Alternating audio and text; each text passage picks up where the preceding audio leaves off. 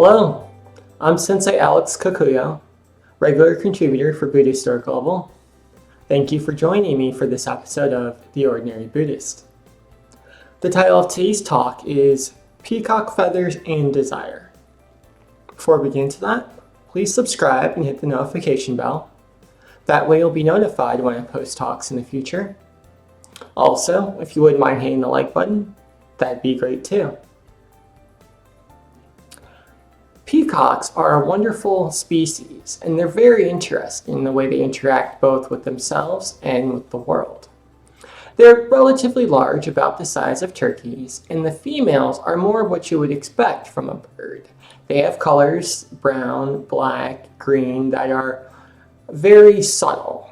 They blend into the environment so that they're less likely to be seen and eaten by predators. However, the male peacocks are very different. They have very brightly colored feathers, blues, purples, blacks, greens, etc., that cause them to stand out. More than that, they have very large tail feathers, so much so that they almost drag behind them like the train on a wedding dress. They have these large, beautiful, colorful tail feathers so that they can attract a mate. However, there's a balancing act here because their desire to attract a mate needs to be balanced by the desire to not be eaten by predators. Male peacocks' feathers are so large, in fact, that they can barely get off the ground. So they have to work with their desire to mate skillfully. We as human beings have to do much the same thing. The first noble truth tells us that life is suffering. The second says that suffering is caused by desire, and the third states that the way to end suffering is to end desire. However, it must be noted that desire is a natural part of life, and we are not bad or evil people because we have desires. When we're hungry, we have a desire to eat. When we're tired, we have a desire to sleep. And if we did not act on these desires, we would cease to exist. Our bodies would die, which would be quite unfortunate because the sutras tell us that having a human rebirth is a very rare and wonderful gift. It's what allows us to practice the Dharma in order to realize enlightenment. So we must care for our bodies. We must care for our desires in the same way that a peacock must care for their feathers.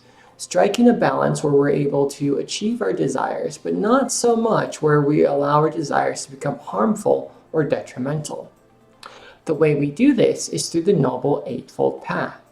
When we practice right view, right intention, right speech, right action, right livelihood, right effort, right mindfulness, and right concentration, we are working with the feathers of our desire skillfully. We're eliminating the ones that are harmful and keeping the ones that will help us move closer towards enlightenment. The desire to eat, the desire to sleep, the desire to practice the Dharma are all normal and healthy. The desire to harm our neighbor physically, to steal from other people, these, however, are detrimental desires and must be cast away, in the same way that a male peacock might cast away feathers that are no longer serving their purpose. So, like a peacock, we must examine each of the feathers of our desire individually and pluck out the ones that no longer serve us, that no longer help us move towards enlightenment. Amitabha.